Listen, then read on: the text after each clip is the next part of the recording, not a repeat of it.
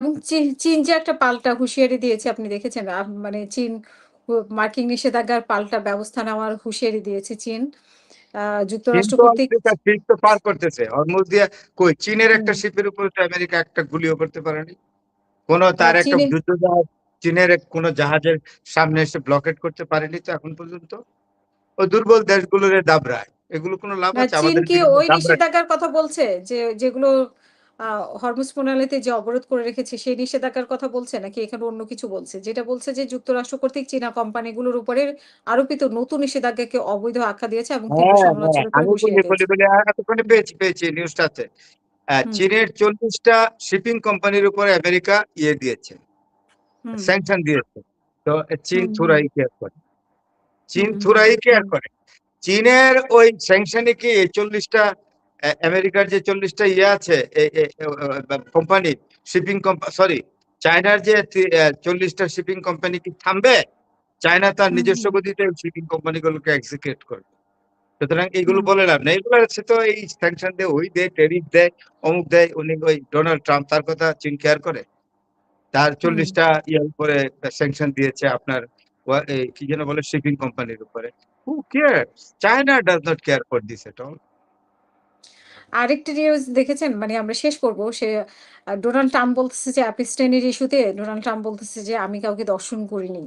এখন আপনার কি মনে হয় যে এটা সে বলছে যে আ আ ওয়াশিংটন হোয়াইট হাউস করেসপন্ডেন্ট ওই যে অনুষ্ঠানে বোমা মারছিল, সে অনুষ্ঠানে নামের এক ব্যক্তি ইশতেহারের উদ্ধৃতি দিয়ে সাংবাদিকদেরকে বলেন যে আচ্ছা যাই হোক, সে একটা বোমা মারার নাটক তো সে করেছে। আর অ্যাপস্টাইনের ব্যাপারে সে সাংবাদিকদেরকে বলছে যে, "আমি কাউকে ধর্ষণ করিনি।" এখন উনার উপরে যেহেতু অভিযোগ আসছে, এখন কথা আছে যারা অভিযোগ আনছে তারা এটা প্রমাণ করবে আরকি যে তুমি এটা হুম, করেছো। আর ডোনাল্ড ট্রাম্পও হুম, যদি তারা প্রমাণ না করে, উনার উপরে তো একটা হুম, বদনাম যাচ্ছে। আমেরিকার প্রেসিডেন্ট উনি বদনামের ভাগী হচ্ছেন। তাইলে উনার তো হুম, দায়িত্ব এটা প্রমাণ করা যে ওইটার সাথে উনার কোনো সম্পৃক্ততা ছিল না। এটা উনার হুম, প্রমাণ হুম, করতে হবে। হুম, অন্যথায় মানুষের মনে সন্দেহ থাকবেই। এই সন্দেহ উনাকে খাটো করছে, ছোট করছে, উনার হুম। ইমেজকে দারুণভাবে ক্ষুণ্ণ করছে। দুর্বল পয়েন্ট হিসেবে ব্যবহার করছে এটাকে বারবার। কিন্তু আপনি যান কেন এরকম সুযোগ দেন কেন একজনকে? আপনার হুম, দুর্বলতা হুম, হয়তোবা ছিল, তাই আরেকজনের সুযোগ নিয়েছে। আপনি একজন এত বড় রাজনীতিবিদ, why should you exactly give hmm, the hmm, chance to anybody else creating a particular weakness by yourself? হুম। তাই না? আপ আপনি কি ওই যে বোমা হামলাটা যে হলো না, বোমা না সরি গুলি যে ছোড়া হলো সেইটার শেষ জানেন যে সেটা আসলে কি হয়েছে? আমি এই ওইখানে নিয়ে ওই আজকে জাহাজটা যে জাহাজে গুলি ছুড়ে নাই, ড্রোন ছুড়েছে, ড্রোন ইরান। না। ওই যে হোয়াইট হাউসের একটা ইয়েতে অনুষ্ঠানে যে ও এইটা তো করেসপন্ডেন্ট যিনি এটা সবাই বলছে। এগুলো পাতানো।